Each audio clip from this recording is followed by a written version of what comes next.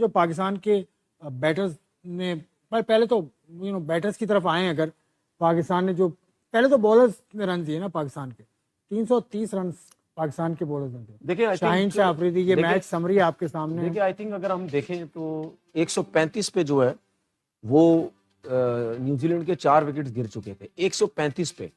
उसके बाद आप देखें कि विलियम्स ये ग्लेन फिलिप्स आते हैं।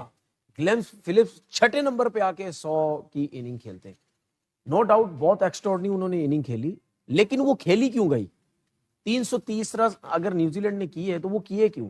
वो आखिर के ओवर में जो रन्स पड़े हैं शाहीन शाह अफरीदी, देखें आखिर देखिए आप ये देखिए ना, मैंने जिसने बोला कि 135 पे 4 आउट हो गए, क्या 135 पे 4 आउट होने के बाद क्या हमारे पास वो बॉलिंग थी, वो स्पिनर्स थे जो ग्लेन फिलिप्स को आके मुश्किल में डालते? देखें ग्लेन फिलिप्स जो है ना, नो डाउट पावर हिटर है, वो सेट होने के बाद बहुत अच्छी बैटिंग करता है, लेकिन वो ऐसा प्लेयर नहीं है कि आते ही एक अच्छे स्पिनर्स के ऊपर बहुत जबरदस्त किस्म की वो बैटिंग करे। वो फंसता है, वो रन्स नहीं होते उससे।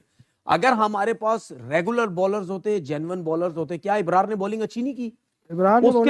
उसके बाद आप उसके सामने खुशदिल शाह को ला रहे हैं, फिर उसके बाद 40 ओवर के बाद आप सलमान आगा से बॉलिंग करवा रहे हैं, आप खुशदिल शाह से बॉलिंग करवा रहे हैं।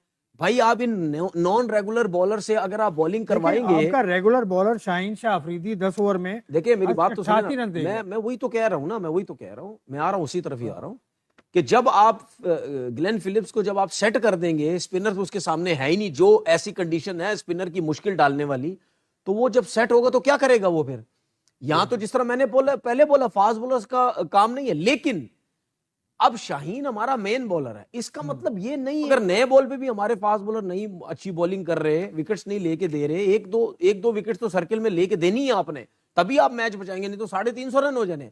तो जब वहां भी नहीं दे रहे, हारिस रऊफ अनफिट हो गया है, आपके पास स्पिनर्स है नहीं, तो फिर आप कैसे लेके चलेंगे मैच को भाई? बॉलिंग समरी है पाकिस्तान। बिल्कुल, आप देखें तो सही ना, 10 में 88 3 आउट तो किए, लेकिन 88 रन आपने आखिरी ओवर में 25 रन दे दिए, 24-25, 10-70 दिए नसीम ने। हारिस रऊफ का जख्मी होना भी तो फिर खुशदिल शाह से बॉलिंग करानी पड़ी ना।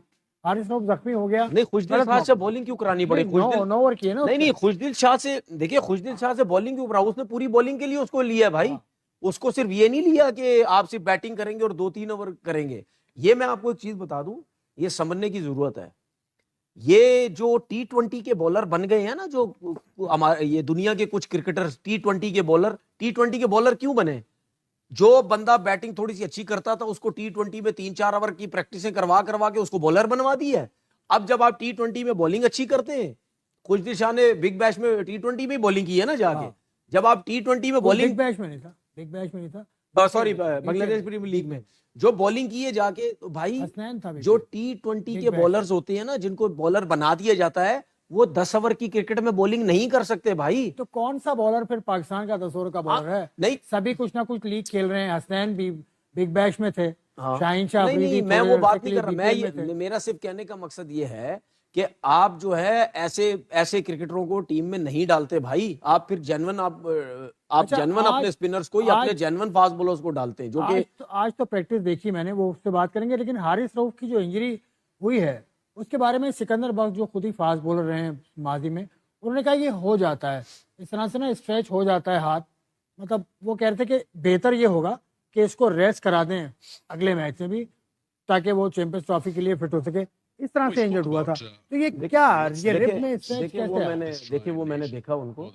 देखिए इंजरीज जब आपको होती है ना, जरूर आपके इंजरीज जब आपकी होती हैं, जरूर उसमें कोई ना कोई ऐसी चीजें होती हैं कि आप इंजर्ड हो जाते हैं। आपकी अलाइनमेंट सही नहीं होती, या आप बहुत ज्यादा जोर मार रहे होते हैं, या आप जब जोर बहुत लगा रहे होते हैं फ्लैट पिचेस पे, वो आप बहुत ज्यादा नीचे चले जाते हैं। देखिए जो जिसका फॉलो थ्रू था, इससे मैं नहीं बात कर रहा, मुझे ऐसा लगा कि थोड़ा सा नॉर्मल मुझे लगा। आप नीचे बहुत ज्यादा अपनी कमर को बैंड कर देते हैं, जिसकी वजह से आपको स्ट्रेच आता है। लेकिन इससे पहले एक चीज और उसको सही करने की जरूरत है, रनअप। देखिए जो रनअप होता है ना, रनअप, ये आपको आपकी बैक को, आपकी साइड्स को ये बड़ा सपोर्ट देता है, जो आपका रनअप होता है। मैं काफी दफा कह चुका हूं, हारिस रऊफ के रनअप के ऊपर कोई बंदा काम नहीं करता, क्योंकि जब आप बैलेंस रनअप के साथ भागते हैं ना, तो जब आप बॉल गैदर पे आते हैं, ये रिलीज करते हैं, वो जो रनअप है जो बिल्कुल बैलेंस होता है, वो आपको जोर लगाने में बड़ा सपोर्ट देता है। अभी अगर मैं बुमराह की जिस तरह बात करता हूं, बुमराह क्यों अनफिट हो जाता, बार बार उसको रिप इंजरीज हो जाती है, बैक की इंजरीज हो जाती है, क्योंकि एक तो उसका एक्शन बहुत डिफिकल्ट है, वो क्रिकेट वाला है ही नहीं, एक्शन बहुत मुश्किल एक्शन है। क्या डिफिकल्टी क्या है मतलब ये एक्शन है ना उसका, उसके बाद उसका रनअप ही नहीं है, वो पैदल चल के आता है। अब जिसके एक्शन बिल्कुल एक यूनिक सा एक्शन, हाथ इधर, ये दोनों हाथ, ये तो अलाइनमेंट ही नहीं है ना दोनों की, तो इसमें फिर ये होता है आपको बैक इंजरी, रिब इंजरी होती ही होती है। अच्छा, इतना इतना अजीबोगरीब एक्शन के बाद आपका रनअप ही नहीं है। जब आप पैदल चल के आएंगे, उसके बाद जब आप जोर मारेंगे, वो वैसे ही लोड पड़ना आपकी कमर पे। उसके बाद जो हारिस रऊफ है, मुझे बड़ी हैरानगी होती है यार, इनके रनअप वनअप पे काम नहीं होता। एक्शन कौन चेंज करने की बात कर रहा है? हमेशा बॉलर की पेस खत्म होती है, उसके एक्शन पे काम किया जाए। इस उम्र में रनअप सही करने पे आपका पेस कभी भी कम नहीं होता, ये मैं आपको बता दूं। रनअप अगर ये बैलेंस कर दे, इससे आपकी बैक पे भी लोड कम पड़ेगा, ठीक है, आपकी बॉडी बड़ी बड़ी बैलेंस रहेगी और फील बहुत अच्छा हारिस रऊफ करेगा। अभी ये है कि छोटे छोटे स्टेपों से आके टेप बॉल की तरह आगे वो पूरा जोर मारता है, उसकी वजह से भी उसको उसकी कमर पे या रिप पे लोड पड़ता है। तो ये चीज थोड़ा बैलेंस करने तो की अजहर महमूद साहब को आप मशवरा दे रहे हैं? यार अजहर महमूद की बात ही नहीं कर रहा मैं, किसी को कोच तो अजहर महमूद है ना? सर किसी को काम ही नहीं आता ना यहाँ पे। ऐसा नहीं बोले यार भाई, मैं तो साफ बोलता हूँ ना, आप ना आप बोले काम नहीं आता, ये तो गलत बात होगी ना। इतना सर्टिफिकेशन ली है, इतना दुनिया भर की टीम्स के साथ काम किया है, तो काम आता है तभी। देखिए बात सुने, मेरे को जो समझ आती है वो मैं बोलता हूँ। आपने ठीक कहा, लेकिन नहीं आता ना काम, नहीं आता काम, खत्म। मेरी नजर में काम नहीं आता। हारिस महमूद के जिसको काम आता, हारिस महमूद कह दिया, हारिस महमूद कह गया। जिसको काम आता ना, जिन लोगों को काम आता वो इसके रनअप पे काम करते, जिनको काम आता वो नसीम शाह के एक्शन पे काम करते, जिनको काम आता वो खुरम शहजाद जो एयर में ही बाहर निकल जाता है उस पे काम आता, जिनको काम आता वो शाहीन की फ्रंट लेग को देखते, जिनको काम आता वो शाहनवाज दानी को देखते, जिनको काम आता आमिर जमाल को देखते। इनको कुछ काम नहीं आता।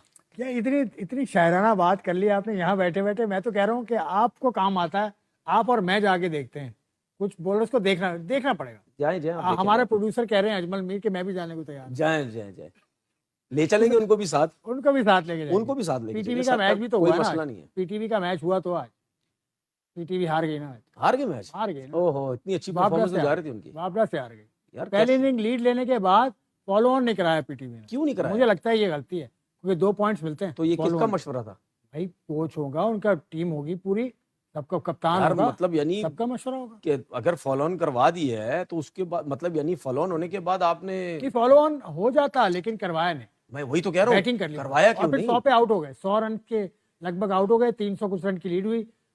कल उनको लीड दी और आज उन्होंने पूरा कर दिया। और दूसरी बात, SNGPL जो इस वक्त चैंपियन है, वो हार गई HEC से, हायर एजुकेशन कमीशन की टीम से वो हार गई। HEC की टीम से अगर वो हार रही है तो ये तो बड़े अफसोस की बात है, क्योंकि वो बहुत सीनियर टीम, बहुत बड़ी टीम, अच्छी टीम। और HEC तो मेरे ख्याल है शायद पहली दफा खेल रही है। HEC फर्स्ट क्लास इससे लास्ट ईयर भी खेल चुकी है ना, तो वो उनकी टीम में कोई ऐसे बड़े प्लेयर, बड़े नाम नजर नहीं आते, लेकिन इतने बड़े डिपार्टमेंट को अगर उन्होंने हराया है तो ये डिपार्टमेंट के लिए बड़ी खुशी की बात है। और दूसरा ये कि इतने बड़े डिपार्टमेंट को हराने के बाद आप बेशक सारे मैच भी हार जाओ, शुरू में जो छोटी टीमें होती है वो यही कहती हैं कि भाई हमने तो इतनी बड़ी टीम को हरा, मतलब कहने का मतलब लर्निंग प्रोसेस छोटी टीम का ये भी बहुत होता है, लर्निंग कि प्रोसेस। अगर आप सारे मैच भी हार जाओ और एक बड़ी टीम को अगर हरा दो, मेरे ख्याल है इसके अलावा एक और टीम को भी हराया उन्होंने। HEC ने दो या तीन मैच, केरल को भी हराया शायद, मुझे ईशाल स्पोर्ट्स को शायद हराया मेरे ख्याल है एक और बड़े डिपार्टमेंट को, शायद केरल को हराया है। अच्छा जा रही है, अच्छी जा रही है टीम, क्योंकि पीटीवी का मुकाबला आज ही हुआ था तो पीटीवी का जिक्र आया, तो मैंने कहा चलें फर्स्ट क्लास का भी जिक्र कर देंगे, फर्स्ट क्लास से ही प्लेयर्स बनते हैं, फर्स्ट क्लास से ही प्लेयर ऊपर जाते हैं। लेकिन ये जिसने लेकिन ये पीटीवी के मैच में जिसका ये फैसला था ना, वो बहुत ही गलत फैसला था दोबारा खुद बैटिंग करने का। चलें ठीक है वो, और क्योंकि मैं खुद मौजूद था कल ग्राउंड पे, RLCA कारवान क्रिकेट ग्राउंड है, यूपी एरिया है कराची का, उसके ऊपर ग्राउंड है, काफ़ी बेहतर ग्राउंड है, लेकिन उसके अंदर फैसला मुझे भी समझ नहीं आया ऑनेस्टली। चलें वापस आते हैं मैच की तरफ, क्योंकि फर्स्ट क्लास की बात हो रही थी तो मैंने कहा चलें उसका जिक्र भी कर दें। बाबर आजम साहब को भी कुछ आज हमने देखा, मैं प्रैक्टिस आज की पाकिस्तान टीम में 12:30 बजे प्रैक्टिस शुरू की, 3:30 बजे ऑफिशियल टाइम था खत्म होने का, 4:45 बजे ग्राउंड छोड़ा है पाकिस्तान की टीम ने। 2-3 लड़के 4:45 बजे तक लगे हुए थे, हारिस रऊफ, नसीम शाह और फहीम अशरफ, ये तीनों एक नेट पर मुसलसल बॉलिंग करते रहे, एक नेट के ऊपर बैटिंग। हारिस रऊफ भी करते रहे बॉल। सॉरी हारिस रऊफ कैसे बॉल नहीं, हारिस रऊफ नहीं, नसीम शाह, शाहीन अफरीदी और वो आपका फेवरेट जिसको आप सपोर्ट करते हैं, फहीम अशरफ। हाँ, मैं उसको सपोर्ट ही कर रहा था, मैं उसका नाम ही खा गया। बिल्कुल अब ये मेरी जान खा जाएगा। बिल्कुल, लेकिन ऐसी कोई बात नहीं, मैं देखने में मुझे बोलने में गलती हो गई। तो ये तीन फास्ट बॉलर एक नेट पर करे थे, एक नेट के ऊपर बैटर्स और स्पिनर्स। मतलब कौन कौन स्पिनर नहीं कर रहा था बॉलिंग अबरार के साथ, मतलब सारे के सारे जो स्पिनर हैं वो बॉलिंग कर रहे हैं, और एक पीछे नेट था उसके ऊपर इब्रार के अलावा कोई जेन्युइन स्पिनर नजर आया था? जेन्युइन स्पिनर तो कोई भी नहीं है ना, आसरे वाले हैं तो बस काम चलाऊ वाले सारे हैं। फिर वो नेट बॉलर्स भी थे, मतलब अपनी टीम में कोई नजर आया? सारे काम चलाऊ थे ना, काम चलाऊ मतलब नॉन रेगुलर बॉलर थे ना सारे। यार अब ये देखिए, मेरा कहने का मकसद ये है ना, नॉन रेगुलर बॉलर। हाँ, फिर ये बेहतर लग, काम चलाऊ तो मैंने वैसे ही कह दिया ना, ये बेहतर लग है। बाबर आजम साहब भी बड़े तनदेही के साथ प्रैक्टिस करते नजर आए सभी। तो बाबर आजम, आज केन विलियमसन ने दूसरा ये रन किए हैं इतने बड़े दूसरे मुसलसल मैच में, तो कुछ सीखना चाहिए। पहली इनिंग में 50 उन्होंने किया था। हाँ, देखिए बाबर को तो मेरा एक मैसेज ये है, देखिए सबको पता आप मुश्किल में है, आपके साथ मुश्किल हो रही है, जरूर कहीं ना कहीं बंदा जो है वो टेंशन में आता है, परेशान होता है, लेकिन मैं बाबर को ये मैसेज देना चाहता हूं कि अपना नेचुरल गेम खेलो, आउट होने से मत डरो। ठीक है, क्या है आउट होने, वो मुझे ऐसा नजर आता है ना कि वो कहीं ना कहीं टेंशन में है, वो अपनी शॉट्स नहीं खेल रहा, वो ये सोच रहा है कि मैंने रन्स करने हैं, किसी तरीके से मेरे रन्स हों। मैं ये बाबर को ये कहना चाहता हूं कि एक मशवरा देना चाहता हूं, अब जाहिर सी बात है बाबर की अपनी मर्जी होगी। साउथ अफ्रीका से अगला मैच है, साउथ अफ्रीका के खिलाफ बाबर आजम की परफॉर्मेंसेस बहुत अच्छी खबर है। कपिल देव साहब को जानते हैं आप? नहीं, मैं नहीं जानता। अरे आपने ये क्या बोल दिया? मैंने कहा जानते हैं नहीं, आपने इस तरीके से 5000 run, 431 Kapil Dev is the legend of the game. Kapil Dev को कौन नहीं जानता भाई? हाँ, तो आपके लिए अच्छी खबर ये है कि कपिल देव, आपने बोला इस तरह नहीं, कपिल देव साहब, ये जरा मेरी तरफ करें कैमरा। इन्होंने पता क्या बोला मुझे, इनकी तरफ कैमरा नहीं था ना, इन्होंने बोला आप कपिल देव को जानते हैं। भाई ये कौन सा मतलब, यानी जिस तरह आपके एक्सप्रेशन थे, उस जिस तरीके से आपके एक्सप्रेशन थे, उस तरीके से मैंने जवाब दे दिया। एक्टिंग विच भी पूरे हो तो नहीं, एक्टिंग तो विच पूरे हैं भाई, एक्टिंग से तो चल रहे हैं।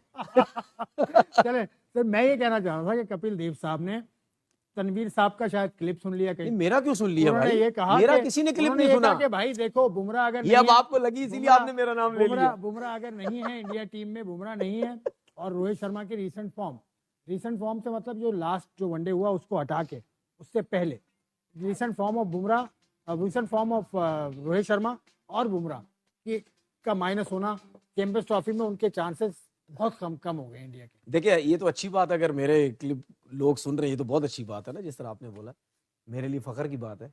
दूसरा ये कि बात ये है कि मैंने पहले ही बोला था कि बुमराह अगर अनफिट है, अगर चैंपियन ट्रॉफी में नहीं हुआ तो इंडिया के लिए बहुत प्रॉब्लम हो जाएगी। कपिल पाजी ने तो आपके बात की तायद कर दी। कपिल पाजी ने कुछ कह दो फिर। मेरी क्यों तायद की है? उन्होंने, आप लोग बड़े प्लेयर है भाई, हमें थोड़ी सुन के उन्होंने किया है। कपिल पाजी को आपने मिले कभी आप? नहीं, मेरी कोई बात नहीं। क्या पर्सनालिटी है, मेरी कभी मुलाकात नहीं। मैं मिलाऊं, मेरी बात भी हुई एक दो दफा फोन पर। आप फिर भी कुछ नहीं सीखे उनसे मिलके? यार उनसे क्या सीखना, लेकिन क्या रिकॉर्ड यार बात सुने, पाकिस्तान में रह के सीखते रहते, उनसे मिले कुछ नहीं सीखे। उनका रिकॉर्ड ऐसा है जो किसी ऑलराउंडर का नहीं। थोड़ी सी बॉलिंग के बारे में सीख लेते हैं और 5000 रन, 400 विकेट और 5000 रन, ऐसा रिकॉर्ड नहीं है। वैसे एक चीज बताऊं आपको, जितनी आप क्रिकेट की बात करने की कोशिश करते हैं ना, कोशिश, ठीक है, उतना उनसे सीख लेते, थोड़ा बहुत सीख लेते। उनसे सीखने के लिए क्या, मेरे सामने आप बैठे हैं, मैं आपसे ना सीखूं, पहले आपसे ना सीखूं। चलो ये तो बड़ी अच्छी बात है यार, आपसे ना सीखूं यार। आप लेजेंड हैं, लेजेंडरी तनवीर अहमद। नहीं, लेजेंड साथ में बैठता हूं, लेजेंड नहीं, क्रिकेट के लेजेंड नहीं है हम। मीडिया के लेजेंड बोल सकते हैं, क्रिकेट के नहीं। क्रिकेट के लेजेंड नहीं यार। रोहित शर्मा का भी जिक्र किया। रोहित शर्मा की उन्होंने पूरी एक लिस्ट बता दी कि उसने जो रन बनाए आखिरी 10 इनिंग में, वो 2 हैं, 3, 9, 10, 3, 6, 18, 11, 0। तो आखिरी मैच में क्या किया? आखिरी मैच में सेंचुरी कर दी। नहीं देखिए, बात सुनिए, उसने 100 किया। उससे पहले कितनी बातें हो रही थी। ठीक है, जब उसने 100 किया ना, मैं मैच देख रहा था, मुझे बड़ा मजा आया। मैंने बोला यार ये जो 100 किया ना, ये 100 करने के बाद ये पता क्या वो लोग क्या सोच रहे होंगे, इसने तो हमें बोला ये माइक वाले, ये पेन वाले, ठीक है, नहीं सॉरी लैपटॉप वाले, और क्या था तीसरी बात? रोहित शर्मा ने जो पेन वाले, तो पता नहीं माइक वाले, लैपटॉप वाले, ठीक है। कितना मजा आया जब उसने 100 किया। तो कहने का मकसद ये है कि औलाद रखो, जो बहुत बड़ा प्लेयर होता है ना उसको इस तरीके से क्रिटिसाइज नहीं किया जाता। और मुझे तो वनडे का तो रोहित शर्मा किंग है, यार नो डाउट अबाउट इट। देखिए बात सुने, मतलब 2 डबल 100 अगर वनडे देखिए में, बात सुने, 2 रोहित के 3 शर्मा कितनी है? 2 हैं कि 3 है डबल 100? बिल्कुल ऐसे ही है, दो हाँ। तीन है। देखिए बात सुने, अगर रोहित शर्मा टेस्ट क्रिकेट में भी इतना अच्छा परफॉर्म नहीं करता ना, मैं उसको टेस्ट क्रिकेट में भी ये नहीं बोलूंगा कि ये बेकार प्लेयर है।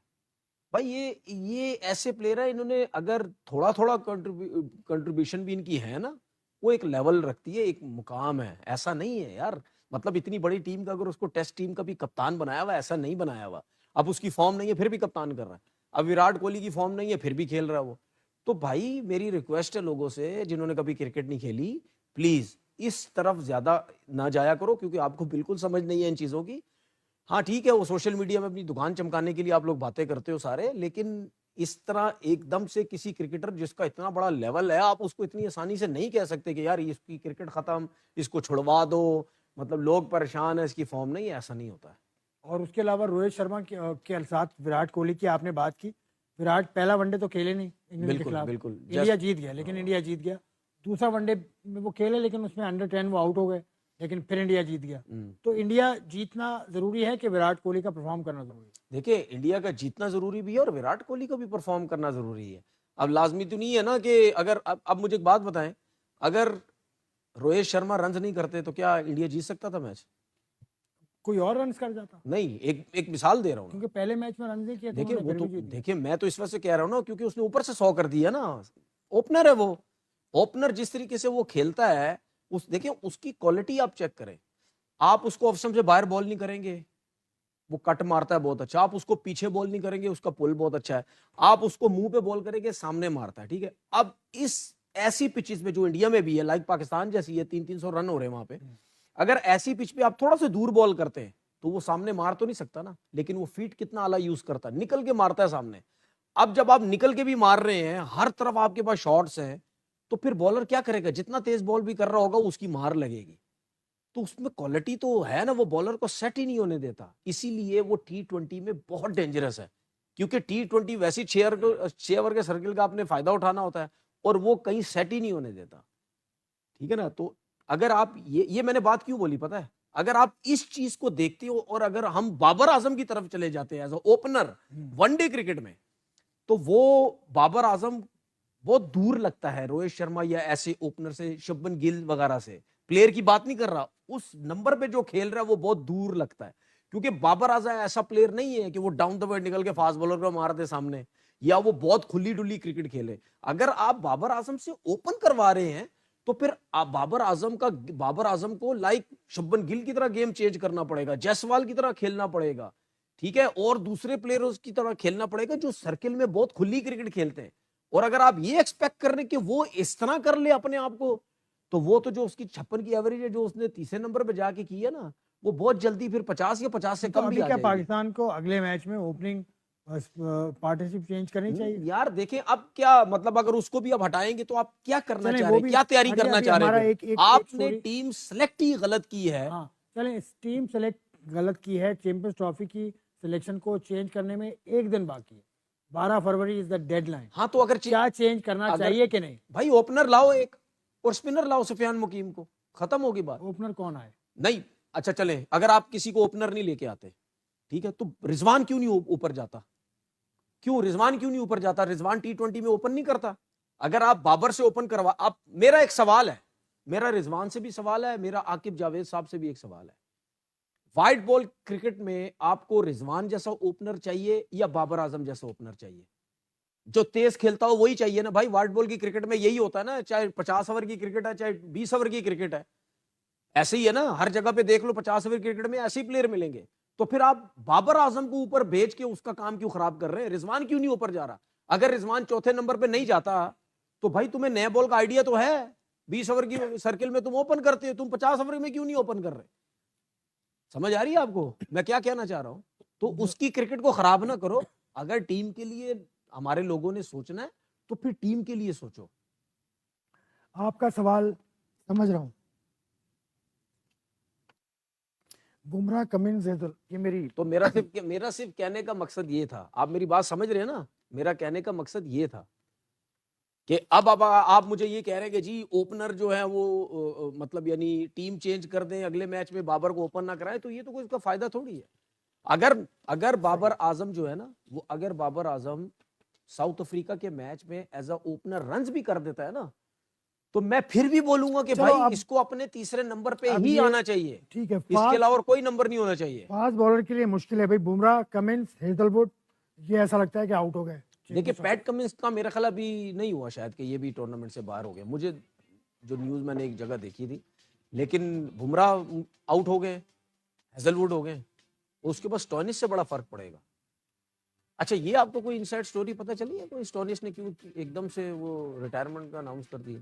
नहीं, अभी कुछ छोड़ा, अभी कुछ नहीं, अभी कोई पता नहीं है। लेकिन ये है कि देखिए ऑस्ट्रेलिया के पास शायद फिर भी कहीं ना कहीं उनके पास बॉलर्स की वैरायटी उनके पास होती है। देखिए मिचेल मार्श नहीं है, मिचेल मार्श रूट आउट हो गया, पैट कमिंस शायद, जोश हेजलवुड शायद, उसके अलावा Marcus Stoinis withdrew himself after shock decision to quit ODI on Thursday।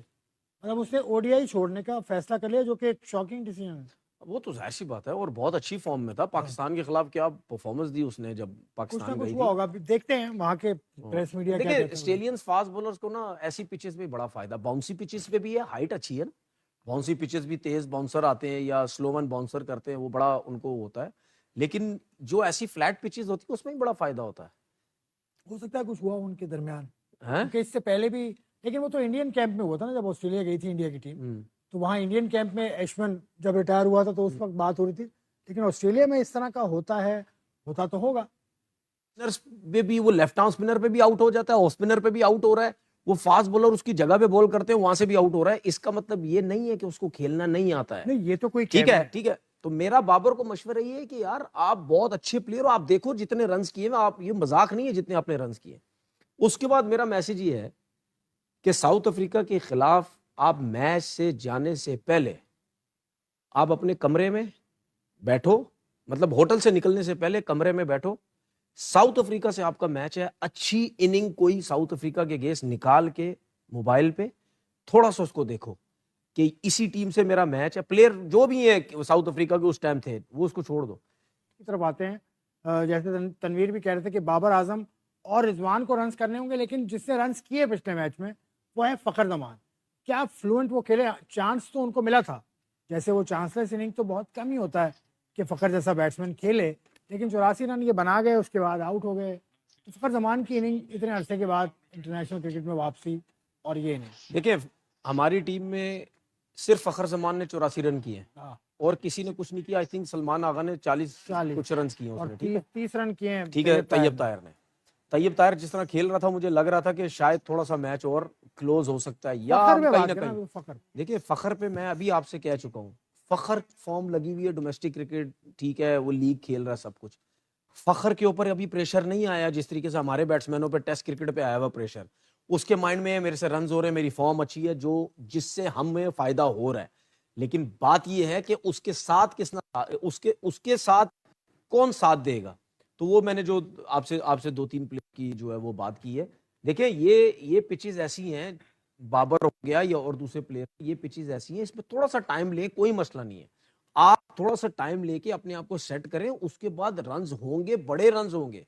क्योंकि यहाँ पे अगर आप स्पिनर्स को भी टैकल करके, अगर स्पिनर्स ने अच्छी परफॉर्मेंस नहीं दी, लाइक अगर मैं साउथ अफ्रीका की बात करता हूँ, जो स्पिनर्स हैं या जो बॉलिंग लाइनअप उनकी नजर आ रही है हमें, वो इतने एक्सपीरियंस प्लेयर नजर नहीं है। 4-4 लड़कों का तो डेब्यू हुआ है, जिसमें से आई थिंक 2 से 3 तो बॉलर्स हैं।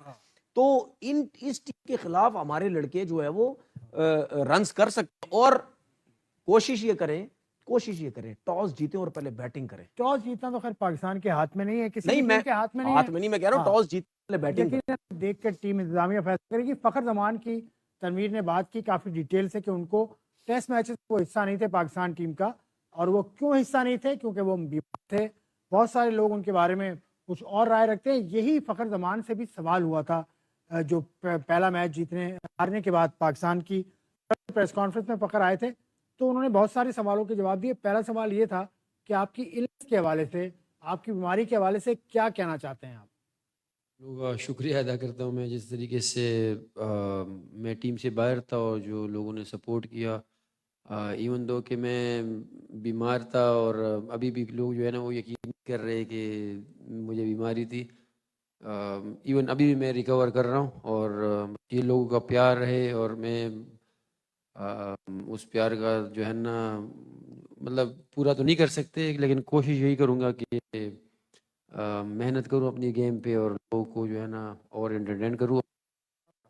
तो ये फ़खर ज़मान का ये एक सवाल का जवाब उन्होंने दिया था, इस पर हमारी भी काफ़ी बहस हो चुकी थी, लेकिन इस बहस पे क्या करना? खुद उसने कह दिया कि लोग शायद ये तस्लीम नहीं कर रहे थे कि वो बीमार था। इससे पहले भी प्रेस कॉन्फ्रेंस में कह चुका है, सवालों में, जवाबों में कह चुका है, अभी फिर उसने इस चीज़ को रद्द किया। लेकिन उससे शुक्रिया अदा किया आवाम का कि इतना प्यार करती है। जाहिर सी बात है, देखें आवाम को हम शो भी कर रहे हैं और काफ़ी जो लोग हैं वो फ़खर ज़मान का नाम ले रहे थे कि इनको चैंपियन ट्रॉफी में होना चाहिए और बहुत अच्छी बात है। फ़खर ज़मान को अभी से नहीं, मेरे ख्याल है 1.5-2 साल पहले से ही रेगुलर क्रिकेट या इससे पहले जो सीरीज़ हुई उन सब में होना चाहिए था, मैं ये समझता था। चलें, आप जो समझते हैं ठीक है। फ़खर से जो एक और सवाल हुआ था, वो न्यूज़ीलैंड की जो बैटिंग थी, खासतौर लेकिन उससे ज़्यादा अच्छी इनिंग फ़खर ज़मान की थी, क्योंकि फ़खर ज़मान तो करते हुए चेस को छोड़ दें, फ़खर ज़मान ने जो 84 रन किए वो पूरे जेन्युइन बॉलर्स केस किए। एक एरिया भी उनका वीक नहीं था। उनका स्पिनर देखो, सेंटनर, ब्रेसवेल, ठीक है, उसके बाद रचित रविंद्रा 1 फिट हो गए, वो भी प्रॉपर बॉलिंग करते हैं। हेनरी फास्ट बॉलर, रॉकी जो उनके वो हैं, दूसरे बीन बीन आई थिंक क्या नाम है उनका वो, तो भाई वो तो पूरे जेन्युइन बॉलर्स के अगेंस्ट खेल रहे हैं। उनकी अगेंस्ट उसने फ़खर ज़मान ने की है। लेकिन जो ग्लेन फिलिप्स था उसको तो वीक वीक एरियाज भी मिले। जब स्पिनर्स ने बॉलिंग करनी है, वो स्पिनर ही कोई नहीं है, वो आराम से खेलता रहा। अब मुझे एक बात बताएं, ग्लेन फिलिप्स ने दूसरों को मैसेज दिया कि भाई मैं छक्के मारने वाला प्लेयर हूं, लेकिन ये देखो सेंसिबल किस तरह खेला जाता है। सेंसिबल खेला, थोड़ा सा सेट किया, उसके बाद फुटबॉल उसको नजर आ रहा था, कुछ हो ही नहीं रहा, तो उसने 100 कर दिया। अच्छा जी, एक और सवाल फ़खर ज़मान से हुआ, वो बाबर आज़म के हवाले से हुआ कि बाबर की फ़ॉर्म, बाबर का जो आउट इस तरह से बाबर हुआ, तो इस हवाले से क्या कहना चाहेंगे आप? तो फ़खर ने क्या कहा वो भी सुन लीजिए। एक तो जब किसी से परफॉर्म नहीं होता तो फिर आएगा बाबर का, एक दिन बाबर का भी आएगा। मतलब जिस तरह आप मुझे कह रहे हैं, आप अंदर अब मुझे तो ऐसा लग रहा है आप ये सोच रहे हैं पता नहीं कौन सा दिन आएगा, ऊपर ऊपर पता से नहीं कह रहे हैं एक दिन भाई, आएगा। पता नहीं कब आएगा। आप ये बोले, ये स्पिनर के ये हाथों बोले। जो आउट हुआ है, हाँ, जिस स्पिनर ने आउट किया हाँ, था, उसने पता नहीं 3-4 दफा तो आउट कर मैं चुका है आपसे वो। यही तो कह रहा हूं, मैं अभी की बात ही नहीं कर रहा। मैं और तो फिर लेफ्ट आर्म स्पिनर से जो भी आउट हो चुका जो है वो। वर्ल्ड कप हुआ है अभी इंडिया में 50 ओवर का, उस टाइम से ये अपनी गलतियों से आउट हो रहा है, उस टाइम से अपनी गलतियों से आउट होना शुरू हुआ है, उसके बाद रेगुलर हो रहा है। ये इसको चीजें देखनी है कि मैं गलती क्यों कर रहा हूं, किस लिए, क्यों जल्दी कर रहा हूं इतना, क्यों नहीं सेंसिबल खेल रहा, सिचुएशन के हिसाब से क्यों नहीं खेल रहा जब मेरे रन्स हो रहे हैं।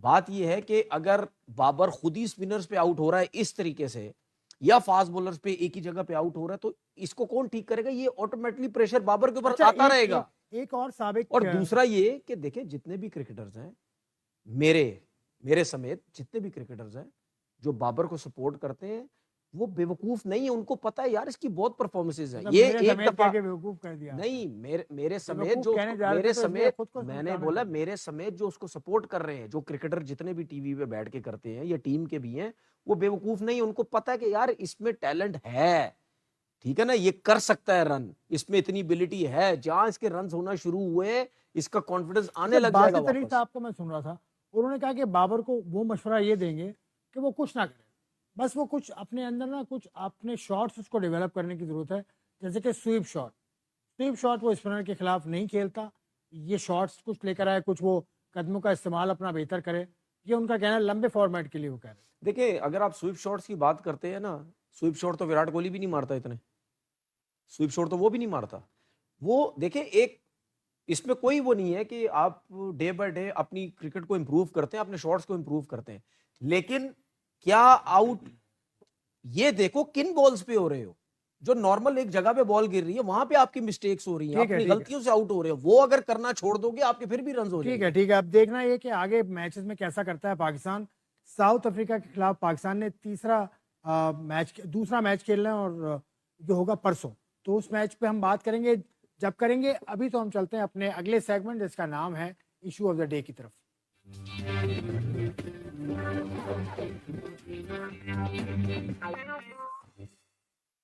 इशू ऑफ द डे में जो पहला इशू है वो साइम अयूब के हवाले से। साइम अयूब की कमी पूरा पाकिस्तान महसूस कर रहा है और पूरा पाकिस्तान ये जानना चाहता है कि उनकी हालत अब कैसी है। वो एमआरआई उनका हुआ था इंग्लैंड में, वो मुकीम है और पाकिस्तान क्रिकेट बोर्ड ने बिल आखिर पाकिस्तान क्रिकेट बोर्ड ने उनकी एडवाइजरी जारी कर दी। अब से 3-4 रोज़ पहले की थी। लेकिन वही बात है जो हम कह भी रहते हैं ना कि लोगों को दूर रखें उससे, उसके अलावा उसके बारे में जो स्पेकुलेशंस हो रही हैं उनसे बचें।